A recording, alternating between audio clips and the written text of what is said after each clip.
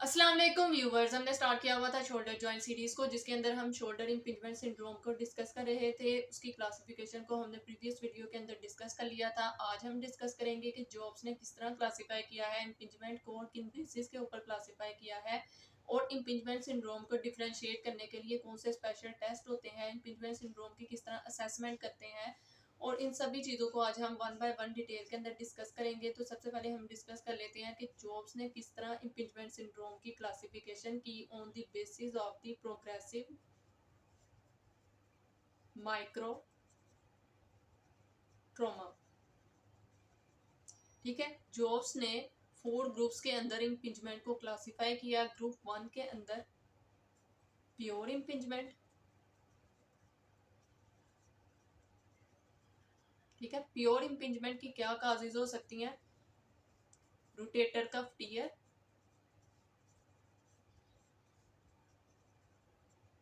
या सब एक्रोमियल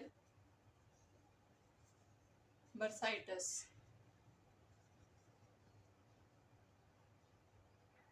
ठीक है, प्रीवियस वीडियो के अंदर मैंने डिस्कस किया था कि जो सुप्रा ह्यूमरल स्पेस होती है वहाँ पे एक्रोमियन के नीचे एक बर्सा प्रेजेंट होता है, जिसको हम कहते हैं सब एक्रोमियल बर्सा। अगर उसकी इन्फ्लेमेशन हो जाती है ड्यू टू रेपिटेटिव एक्टिविटीज़, तो उसकी वजह से भी पेन आ सकता है, उसकी इम्पिंजमेंट की वजह से। ठीक है, तो ये भी काज हो सकती है प्योर इम्पिंजमेंट की। ठीक है, एक तो हो गया rotator cuff tear and second आ गई काज इसकी सब एक्रोमियल बर्साइटस। ठीक है, ग्रुप 2 के अंदर उसने क्लासिफाई किया इम्पिंजमेंट। ठीक है, आइदर इंट्रिंसिक इम्पिंजमेंट हो सकती है या एक्सट्रिंसिक इम्पिंजमेंट हो सकती है। ठीक है, इंट्रिंसिक और एक्सट्रिंसिक इम्पिंजमेंट को मैंने प्रीवियस वीडियो के अंदर डिटेल में डिस्कस किया है। अगर किसी का कंसेप्ट नहीं इस बारे में, तो वो पहले जाके वो वीडियो ज़रूर देखे। तो इम्पिंजमेंट एसोसिएटेड विद कैप्सूलर या लैब्रल टियर। ठीक है, या फिर कोई भी सेकेंडरी इम्पिंजमेंट हो सकती है। ठीक है, ग्रुप 3 के अंदर क्लासिफाई किया उसने हाइपर इलास्टिक सॉफ्ट टिश्यूज। ठीक है, जिसके रिजल्ट में क्या हो सकती है? Multi directional instability.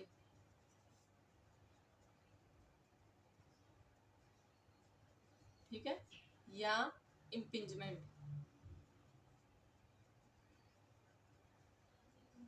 ठीक है, हाइपर इलास्टिक सॉफ्ट टिश्यूज आपको पता ही होगा कि जो फाइब्रस कैप्सूल होता है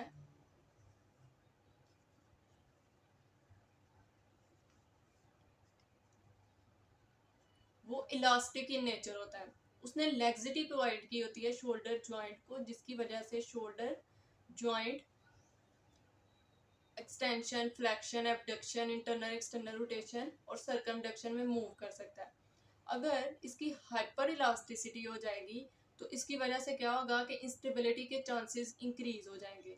कौन सी इंस्टेबिलिटी? मल्टी डायरेक्शनल इंस्टेबिलिटी, यानी कि either anterior, posterior, inferior instability के चांसेस इंक्रीज हो जाएंगे, क्योंकि फाइब्रस कैप्सूल ने स्टेबिलिटी प्रोवाइड की होती है शोल्डर जॉइंट को। जब वही इलास्टिक इन नेचर हो जाएगा ज़्यादा, तो उसकी वजह से इंस्टेबिलिटी के चांसेस इंक्रीज हो जाते हैं।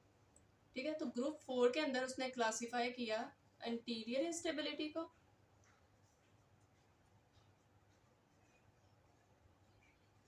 Without impingement.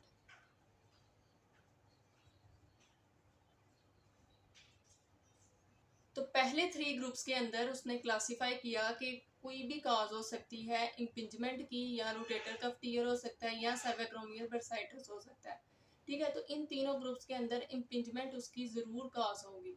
लेकिन ग्रुप 4 के अंदर उसने क्या कहा कि जो फाइब्रस कैप्सूल है वो इतना लैक्स हो चुका हुआ है कि उसकी अब इंस्टेबिलिटी इंक्रीज हो गई है। ठीक है, तो अंटीरियर इंस्टेबिलिटी होगी विदाउट इम्पिंजमेंट, ठीक है। इसके अंदर इम्पिंजमेंट की वजह से पेन नहीं आएगा, बल्कि एंटीरियर इंस्टेबिलिटी हो चुकी होगी। देन डिस्कस कर लेते हैं कि कौन से स्पेशल टेस्ट होते हैं for the shoulder impingement syndrome को असेस करने के लिए। दैट इज तो 3 most commonly special test perform किए जाते हैं। दैट इज नियर टेस्ट,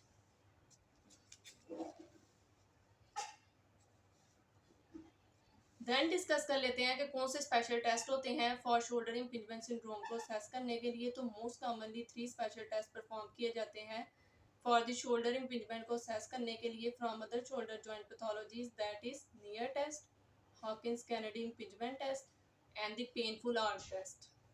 इनको हम वन बाय वन डिस्कस कर लेते हैं।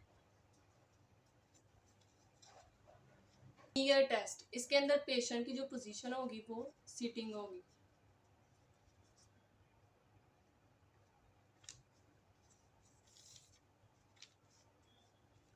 ठीक है।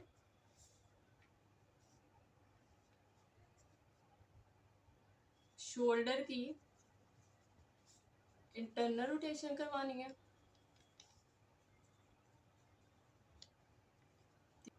शोल्डर की इंटरनल रोटेशन कब होती है? जब हमारा thumb facing towards the ground होता है, तो उसको हम कहते हैं शोल्डर इंटरनल रोटेशन, ठीक है। तो शोल्डर इंटरनल रोटेशन करवानी है, देन पेशेंट की आर्म को फ्लेक्स करना है और फ्लेक्शन की रेंज वहां तक लेके जानी है जहां पेशेंट को पेन आने लग पड़े, सिम्टम्स अपीयर होने लग पड़े, ठीक है।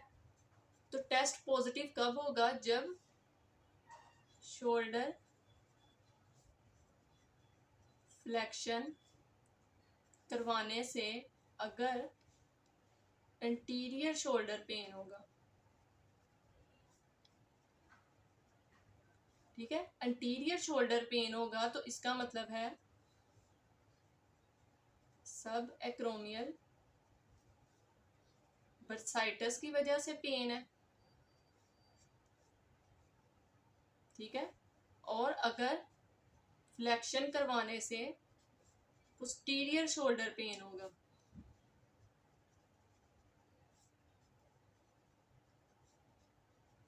ठीक है। तो इसका क्या मतलब है कि इंट्रिंसिक इम्पिंजमेंट की वजह से पेन है,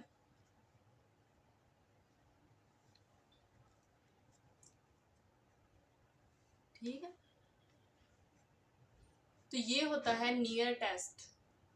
देन आ जाता है next test for the impingement, that is Hawkins Kennedy impingement test, ठीक है। इसमें पेशेंट की जो पोजीशन होगी वो सिटिंग होगी,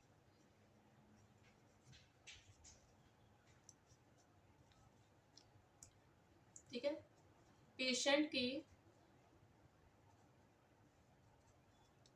आर्म को, ठीक है, या आर्म कह सकते हैं या फिर शोल्डर को 90 डिग्री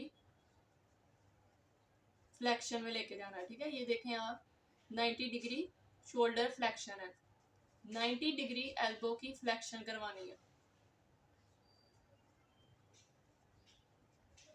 ठीक है। 90 डिग्री एल्बो की फ्लेक्शन करवानी है एंड देन फिजियोथेरेपिस्ट ने इंटरनल रोटेशन करवानी है, ठीक है। अगर इंटरनल रोटेशन करवाने से पेशेंट को पेन आ रही होगी तो इसका मतलब है कि टेस्ट पॉजिटिव है फॉर द इम्पिंजमेंट, ठीक है। तो क्या करवाना है? पेशेंट सिटिंग पोजीशन में होगा, शोल्डर 90 डिग्री फ्लेक्स होगा, एल्बो 90 डिग्री फ्लेक्स होगी और फिजियोथेरेपिस्ट ने इंटरनल रोटेशन की तरफ लेके जाना है बाजू को।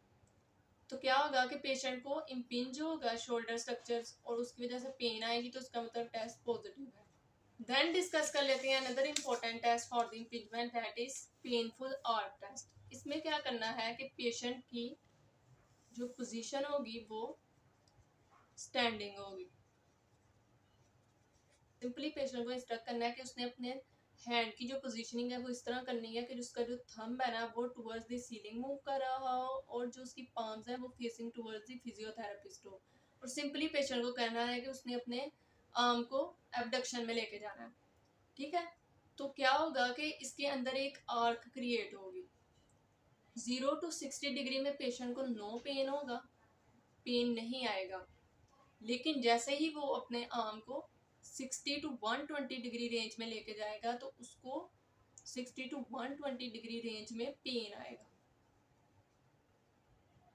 ठीक है। और 120 और 170 में जब वो मूव करेगा तो उसको नो पेन होगी, पेन नहीं आएगा।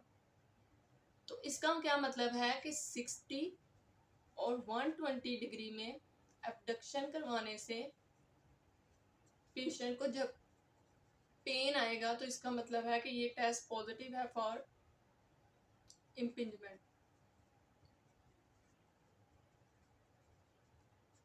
ठीक है। तो ये मोस्ट कॉमनली टेस्ट परफॉर्म किया जाता है और इजी भी होता है, कंफर्टेबल होता है फॉर द पेशेंट के लिए भी।